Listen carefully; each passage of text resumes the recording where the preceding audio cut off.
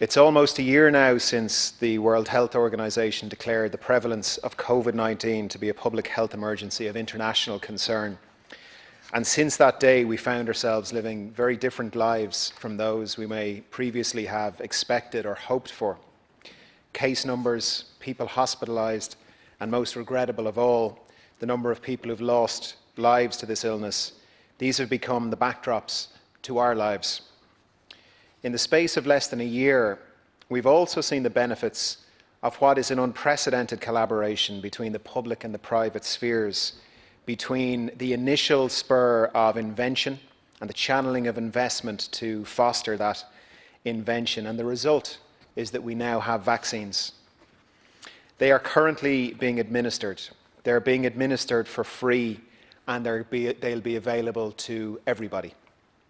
2 days ago, Annie Lynch, the first person in Ireland to receive a vaccine, got her second dose. And it's a great news story at the end of what's been a very, very tough year for the country, for every community, for every business, for every family, for every group right across this country. The availability of vaccines provides great hope to all of us. It is wholly understandable that everyone should wish to be vaccinated as soon as possible to protect themselves, protect their loved ones, protect their colleagues, their friends against illness.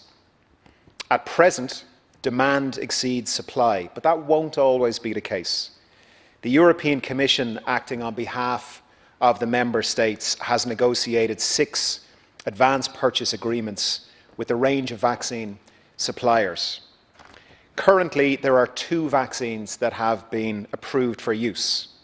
These vaccines, one produced by Pfizer-BioNTech and the other by Moderna, have been reviewed and authorised by the European Medicines Agency, which concluded that both are safe and effective. The vaccines are currently being administered as part of Ireland's vaccination programme, and we are thankfully doing well compared to other EU member states in terms of the pace of the vaccination rollout.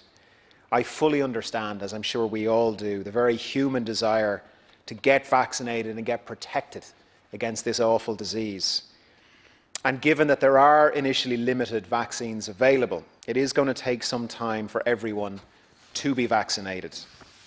This necessitated, of course, an allocation strategy to ensure that those most at risk of COVID-19 and those who care for them receive the vaccines first. On the 8th of December, I published Ireland's national COVID-19 vaccine allocation strategy.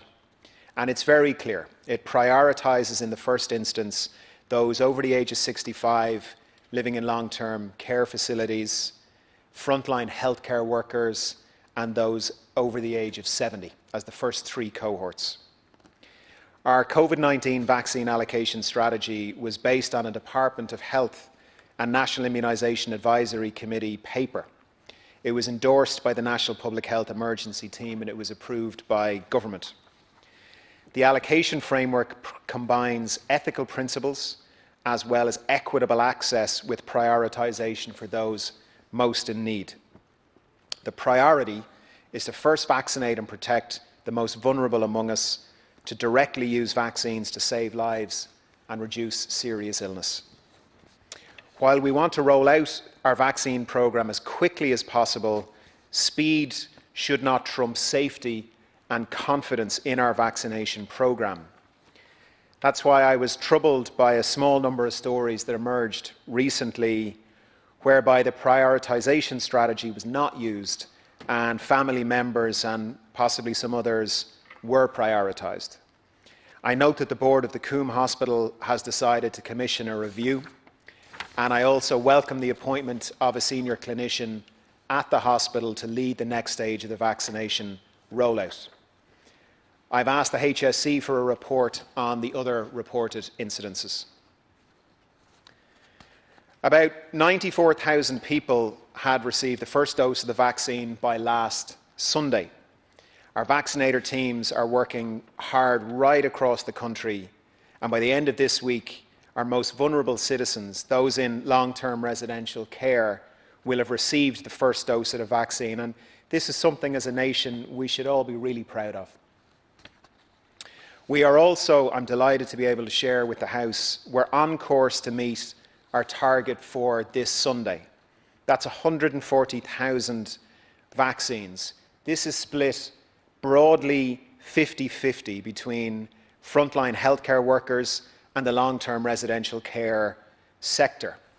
For that sector, it's the residents over 65, the residents and staff in the nursing homes. There's 589 nursing homes. It's residents over 65 in residential mental health settings and residents over 65 in disability residential settings as well.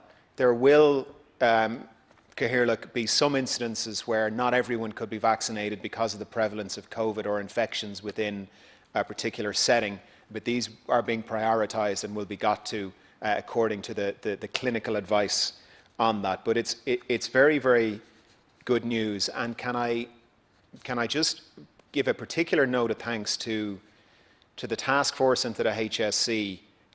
Not only have we accelerated getting to the nursing homes and to the other long-term residential care settings for the reasons we all in this House understand, but as colleagues will be aware, we had a reduction this week of 50% in our Pfizer allocation. And even in spite of that, we're still on target to hit the 140,000 by the end of the week, which was just a really, really important target for us to hit. Now, it does mean we're essentially emptying out the buffer down to a very, very, very small level, but that's the decision we took. We wanted to make sure that we got the residential care sector done by the end of the week. And I just want to acknowledge the huge work for our vaccinator teams, for our clinicians, and for the people running this programme to be able to not just hit the target, but hit the target when we were given about 24 hours notice on quite a substantial reduction this week in the Pfizer allocation. I just want to say well done to everybody involved. As a nation, we're on a long journey together in terms of the vaccination programme, even with the great start that the country has had. As with any complex process, stumbling blocks have arisen. For example, the allocation I've just spoken about in terms of the very short notice on a 50% reduction in the Pfizer supply. I am happy to report to colleagues that the supply schedule is expected to return to what was agreed from next week, and we have indications that we will get higher future amounts to make up for what happened this week, which I think is very, very important. The AstraZeneca vaccine, which I was delighted to find out is being produced on a not-for-profit basis, can be administered more easily outside of the dedicated vaccination centres. As we know, Pfizer and Moderna have to be stored at -70 and -20 degrees. Pfizer, when you take it out of the freezer, you've got 120 hours to get it into somebody's arm. So while that can still be done through GP practices, obviously it's much more complex. Whereas AstraZeneca, still a 2-dose regime, but it can be kept at refrigeration temperature, which makes it much more amenable to be used in other settings. Ireland has secured 3.3 million doses of the AstraZeneca vaccine, as in advance purchase. And it is envisaged that its availability will really provide the backbone for the next phase of vaccination, which will include being administered by pharmacists and GPs in our communities. Plans are being progressed to ensure that vaccines can be delivered at pace as volumes increase in the coming weeks. The scale-up will be achieved through a number of partnerships, as I said, GPs and pharmacists, but others as well, and through the mass vaccination centres. Planning is ongoing to mobilise the mass vaccination centres soon, so from early February we'll see them in operation.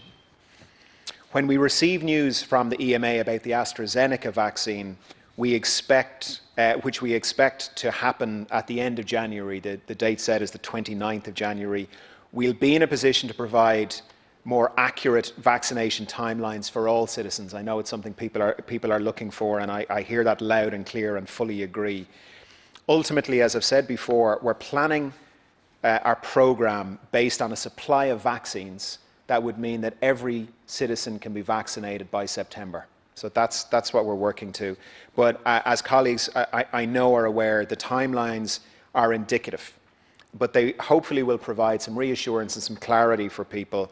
But I would just re-emphasize that even these timelines, they're based on assumptions for the future delivery of other vaccines, including at this point AstraZeneca, which have yet to be approved. The other vaccines have yet to, the companies haven't even applied for approval yet. So these are tentative timelines, but I know people want some sense of where we're going and when people will get to be vaccinated.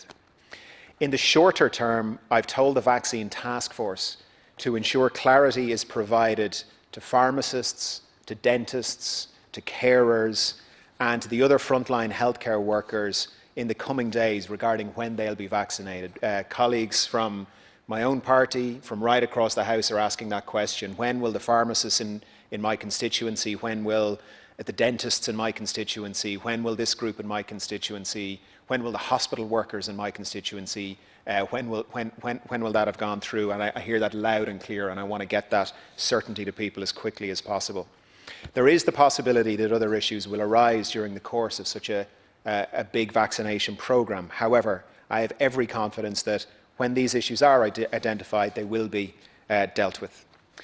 Caoirleach, I would once again like to acknowledge with thanks the commitment of all involved in the rollout of the vaccination programme, which will deliver a safer Ireland for everybody in the coming months.